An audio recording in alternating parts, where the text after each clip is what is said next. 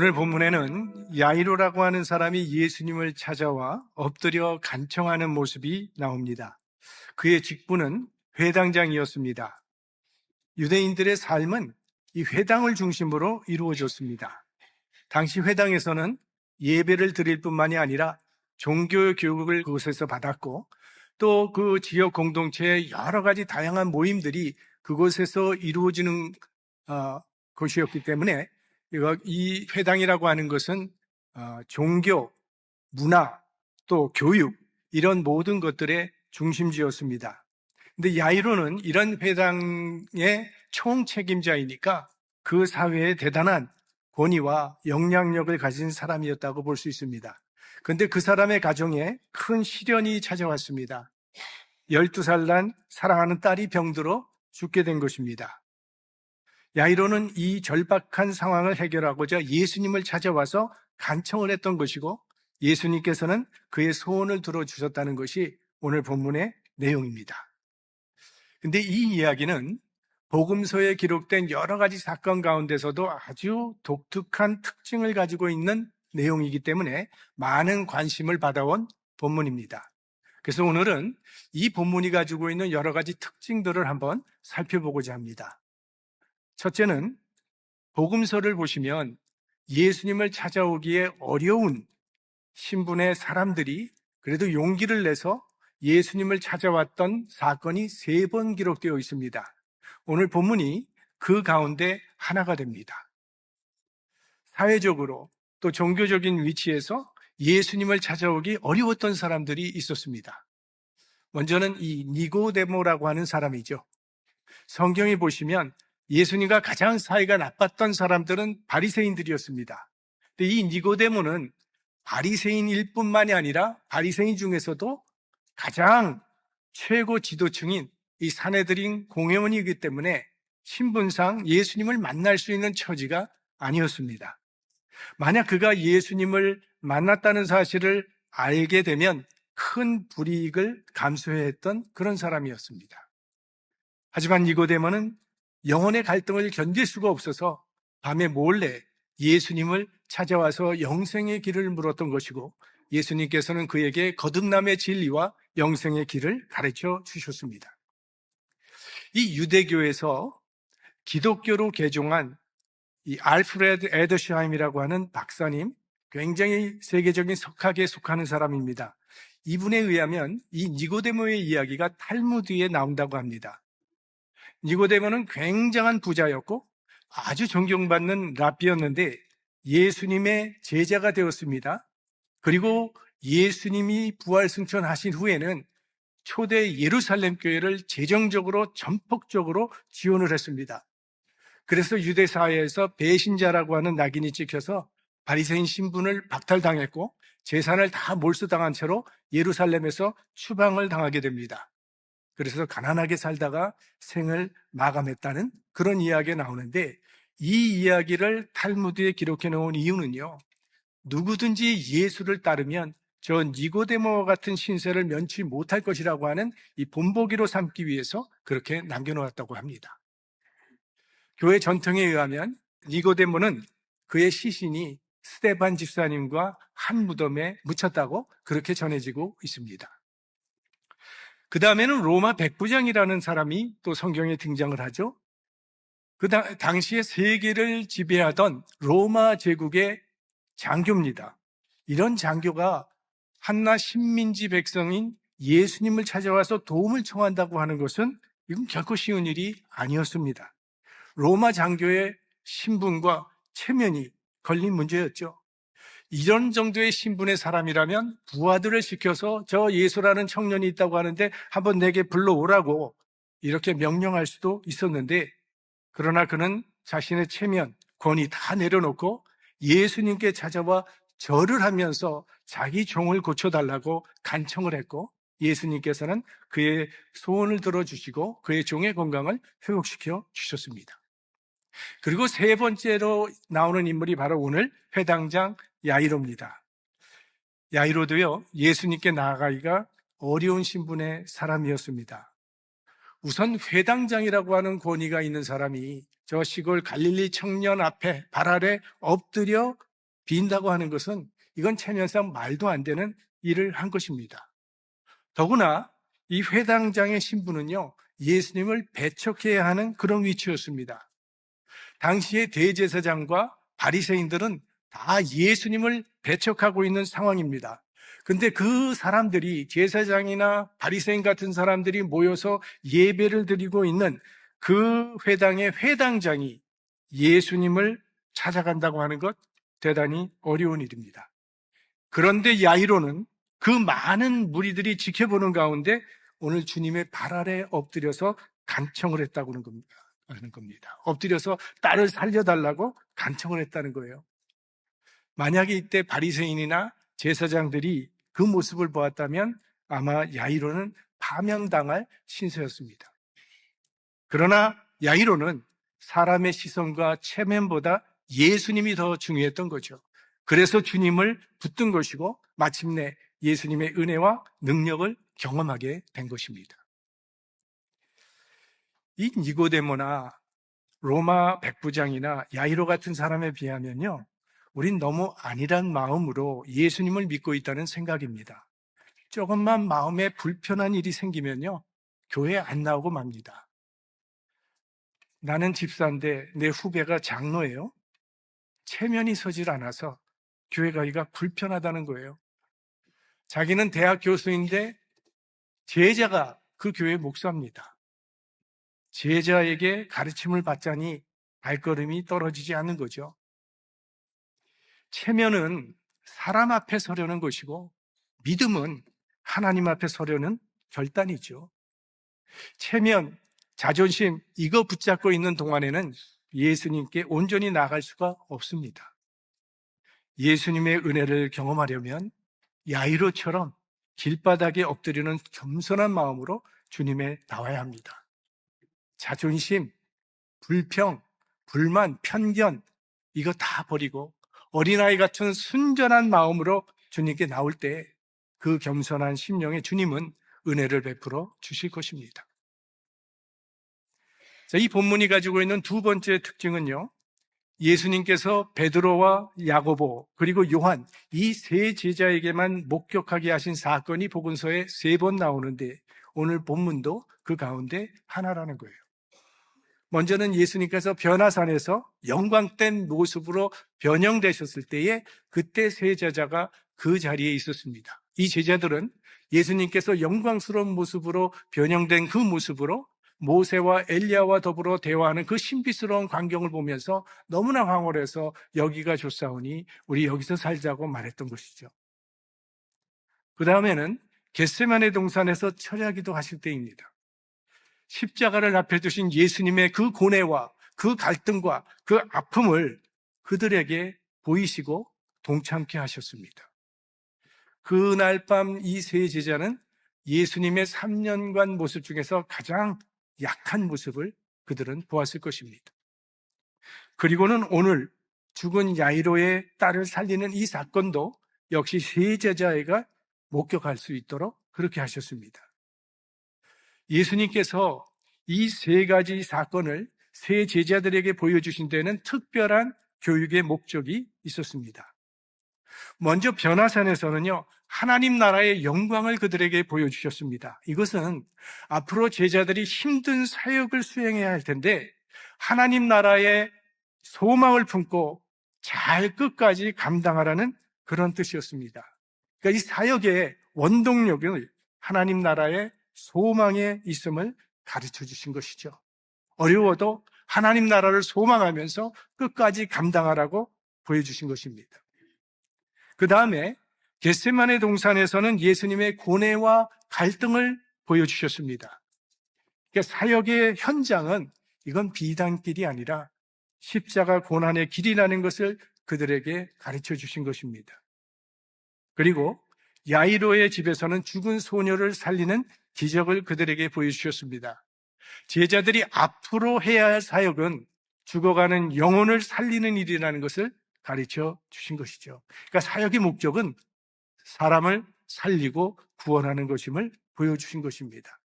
그래서 하나님 나라를 소망하고 십자가의 고난을 견디면서 죽어가는 영혼을 살리는 것, 이것이 사역자가 마음에 새기고 따라야 할 지침이라는 것을 가르쳐 주신 것입니다.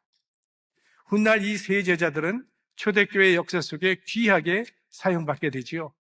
베드로는 초대교회를 이끈 대표적인 사도가 되었고, 야고보는 최초의 순교의 피를 흘린 사도가 되었으며, 요한은 역사의 마지막에 이루어지게 될 예수 그리스도의 승리를 선포하는 요한계시록의 저자가 되었습니다. 세 번째 특징은 예수님께서 죽은 자를 살리신 기록이 성경에 3번 나오는데 오늘 본문이 그 가운데 하나라는 거예요. 요한복음 11장에서는 죽은 나사로를 살려주셨고, 누가복음 7장에서는 나인성 과부의 아들이 죽었는데 그 죽은 아들을 살려주셨고, 그리고 오늘 말씀에 야이로의 딸을 살려주셨습니다. 자, 이 세 사람의 소생 사건 속에도 각각 의미를 발견할 수가 있습니다. 먼저 나사로는 우리가 알지만 예수님과 굉장히 가까운 친구였습니다. 그래서 그의 무덤 앞에서 예수님을 눈물을 흘리셨습니다. 그러니까 소중한 인간관계에 대한 사랑의 표현입니다. 사랑하는 사람이 질병으로 고난을 당하고 있다든지 죽음 앞에 놓여 있을 때 그를 위해서, 그를 살리기 위해서 최선을 다한다는 것은 하나님께서 우리에게 주신 사랑의 책임이고 인간의 마땅한 도리가 되는 거죠. 반면에 나인성 과부는 예수님께서 한 번도 만나본 적이 없는 사람입니다. 그런데도 예수님께서는 그 아들을 잃고 절망에 빠진 그 과부를 불쌍히 여기셨다고 했습니다. 이것은 관계를 뛰어넘는 긍휼의 사랑을 보여주신 것입니다. 이 사건은 혈육이나 친분이 없는 이웃을 위해서도 우리 그리스도인은 일해야 할 것을 보여주시는 그런 사건입니다. 그 다음에 회당장 야이로는 사실상은요, 예수님과는 종교적 원수 관계에 있는 무리 중에 한 사람입니다. 그런 상황 속에서도 예수님께서는 야이로를 외면하지 않으셨습니다. 그러니까 이 사건은 우리 그리스도인의 사랑의 범위가 우리를 불편하게 하고 심지어는 적대하는 사람에게까지 넓어져야 한다는 것을 보여주는 그런 사건입니다. 이 죽은 자를 살리신 사건은요, 우리 기독교의 성격이 무엇인가를 가장 분명하게 보여주는 사건이죠. 그러니까 기독교는 죽음을 넘어 영원한 생명을 지향하는 소망의 종교라는 거예요. 우리 인생 여정에는 많은 괴로움과 눈물이 따릅니다. 사업이 어려워져서 고통스러울 때도 있고, 자녀의 문제 때문에 마음이 무너질 때도 있고, 건강의 위기 앞에서 불안과 두려움에 떨 때도 있고, 사랑하는 사람을 먼저 떠나보내고 눈물을 흘릴 때도 있습니다. 그러나 하나님께서는 우리의 슬픔과 아픔까지도 믿음 안에서 합력하여 선을 이루게 하시고 마침내는 기쁨으로 바꾸어 주실 줄로 믿습니다. 기독교는 소망의 종교입니다. 절망에서 소망으로. 그 다음에 네 번째 이 본문이 가지고 있는 특징은 성경에서 예수님의 실제 음성인 아람어를 그대로 기록한 사례가 성경에 3번 나오는데 오늘 이 본문에 나오는 달리다굼이라고 하는 말이 그 중에 하나입니다. 우리가 잘 아는 엘리 엘리 라마 사박다니, 나의 하나님 어찌하여 나를 버리셨나이까, 그것이 하나고, 그 다음에 기먹고 벙어린 된 자를 고쳐주실 때 에바다라고 하셨는데 그거는 열리다 하는 그런 뜻을 가지고 있고, 오늘 야이로의 죽은 딸을 향해서 달리다굼이라고 하셨는데 이거는 소녀야 일어나라 라는 뜻입니다. 4가지로 말하는 사람도 있어요. 예수님께서 겟세마네 동산에서 철야 기도하실 때 아바 아버지라고 했는데 그 아바라는 것도 포함을 시켜서 4번으로 보기도 하지만 엄격한 의미에서는 보통 3번으로 그렇게 말을 합니다. 히브리 민족은 여러 강대국들의 지배 아래에서 살았기 때문에 여러 언어를 함께 사용했습니다. 예수님 당시에 팔레스타인 지역에 살던 유대인들의 일상 언어는 아람어였습니다. 바벨론 포로 시대를 거치면서 이 아람어가 유대인들의 일상 언어가 된 겁니다. 그 다음에 로마 제국의 지배를 받은 후에는 헬라어가 국제적인 공용어가 되었습니다. 그래서 그 행정문서라든지 상업 할 때 쓰는 문서라든지 이 국제적인 교류에서는 헬라어를 사용했습니다. 우리가 사용하는 이 신약 성경이 헬라어로 기록된 것도 당시에 가장 많은 사람들이 읽고 이해할 수 있는 언어이기 때문에 헬라어를 사용했던 것입니다. 그리고 회당에서는 성경을 읽고 종교 교육을 하고 율법을 연구할 때는 히브리어를 사용했어요. 그래서 유대인들은요, 일반적인 대화는 아람어를 사용했고 예수님도 오니까 아람어를 사용하셨던 것입니다. 그리고 관청이나 외국인들과 교류를 할 때는 헬라어를 사용했고, 그리고 종교 언어로는 히브리어를 사용했던 것입니다. 우리가 지금 미국에 와서 한국말과 영어를 많이 섞어서 사용하지 않습니까? 네. 저희 아들도 사실 미국에서 태어났는데 예전에 많이 섞어서 사용을 했어요. 돈 야단첨이 이러고 돈 삐져니 이런 말들 많이 하지 않습니까? 신약 성경은 헬라어로 기록이 되었는데 아주 드물지만 예수님의 실제 육성인 아람어를 그대로 기록해 놓은 이유는요, 예수님의 음성을 직접 듣는 것과 같은 생생한 현장감을 전달하기 위함입니다. 오늘 달리다금이라고 하는 이 단어는요, 달리다라는 단어와 굼이라고 하는 두 단어의 합성어로 되어 있습니다. 근데 이 달리다라고 하는 말의 뜻은 불쌍한 존재, 연약한 존재, 이런 뜻입니다. 그러니까 오늘 본문에서 달리다 하는 것은 어린 소녀야, 그걸 의미하는 거고요. 그 다음에 굼이라고 하는 것은 일어나라라는 명령형입니다. 그러니까 달리다 굼, 소녀야 일어나라고 하는 이 주님의 말씀은 생명을 불어넣어 주시고 생명을 일으켜 주시는 그런 말씀이라는 거예요. 근데 이 성경을 쭉 읽어 내려가다 보면 이 성경은 달리다 굼의 역사입니다.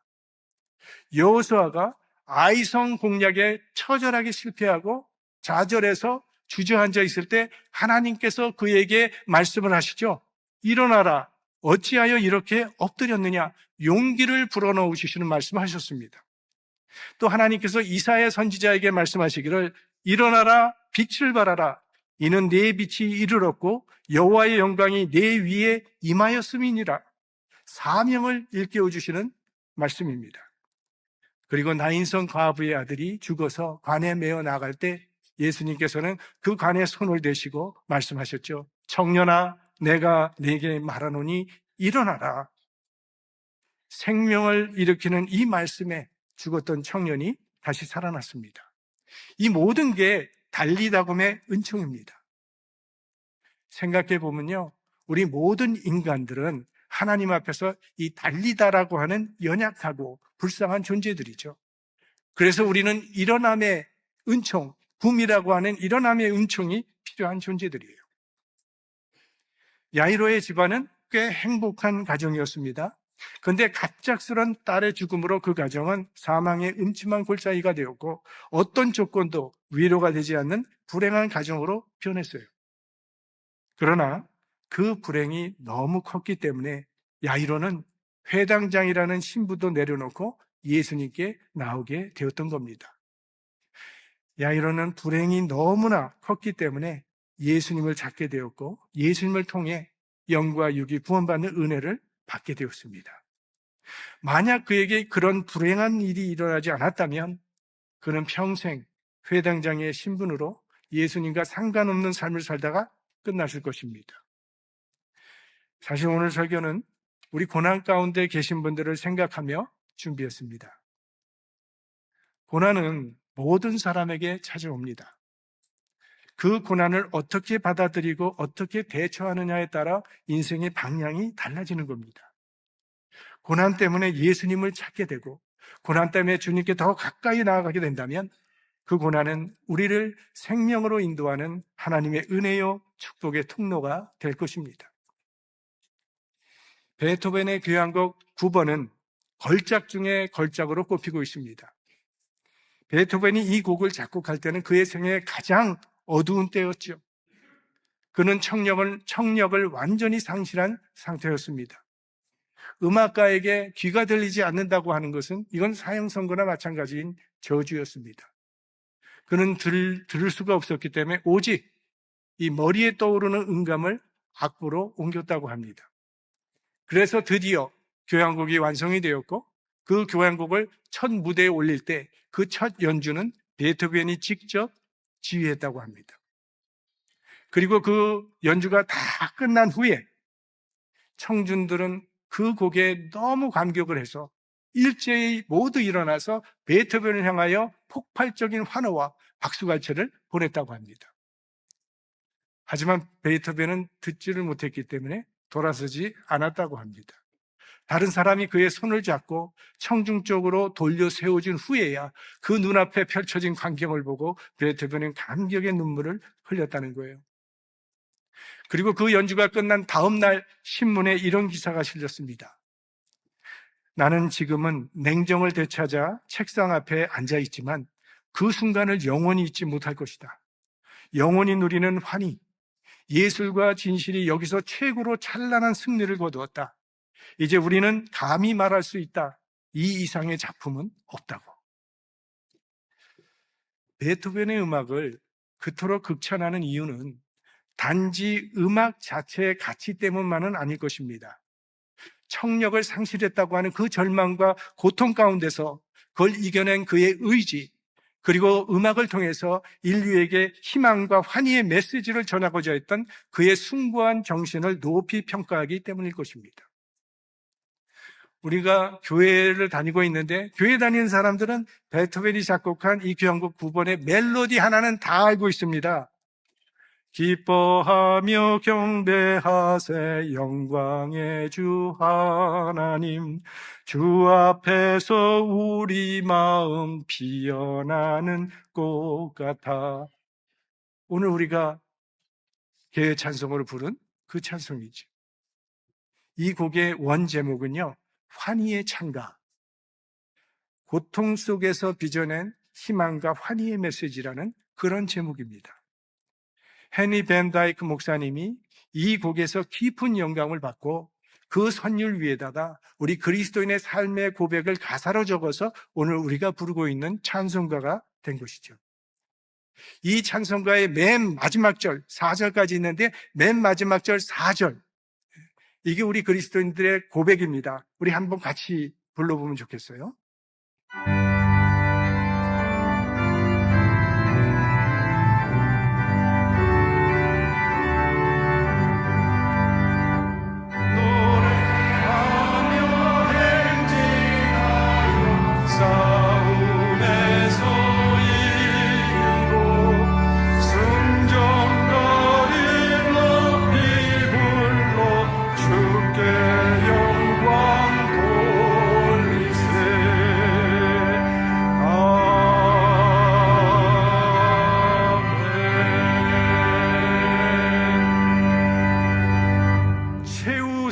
확신을 노래한 거죠.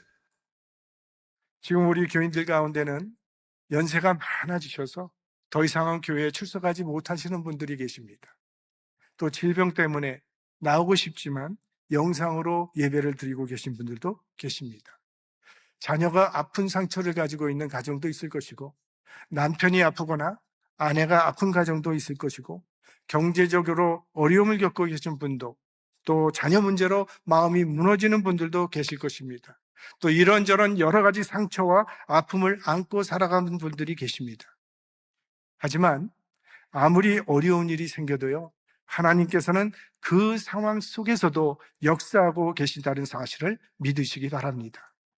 우리가 눈으로 볼 수 없고 TV로 느끼진 못하지만 하나님께서는 여전히 일하시고 계십니다. 우리가 처한 상황이 아무리 어렵다 할지라도 오늘 죽은 야이로의 딸만큼은 암담하지 않을 것이라고 생각을 합니다. 우리 주님께서 이 소녀를 향하여 달리다금 했을 때 죽었던 야이로의 딸이 일어났던 것처럼 이 달리다금이라는 말씀이 우리에게 들려오면 우리들도 일어나게 될 줄로 믿습니다. 질병으로 연약해진 우리 성도님들 가운데 우리 달리다금의 은총이 임하시기를 소망합니다. 또 우리의 영혼 가운데도 이 달리다금의 은총이 함께 하시기를 소망합니다. 여러분의 가정, 일터, 그리고 우리 교회, 대한민국과 미국 위에 달리다금의 은총이 함께 하시기를 주님의 이름으로 축원합니다. 성령의